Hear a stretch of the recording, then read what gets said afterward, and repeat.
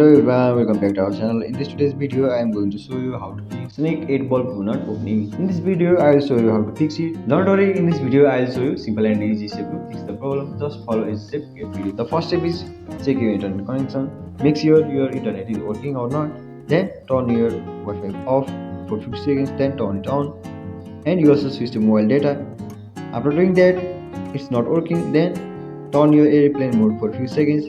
Then turn it off and try opening any website to test internet. If internet is not working, the app will work not properly.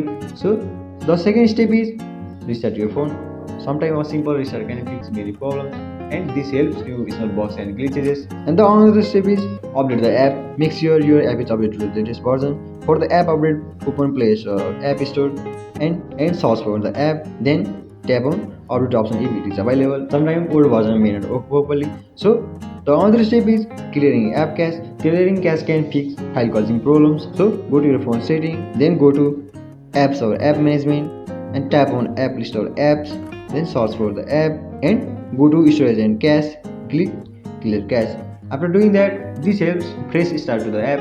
So the last step is reinstall the app. If nothing works, install the app, uninstall the app, restart your phone and install the app again from Play Store or App Store.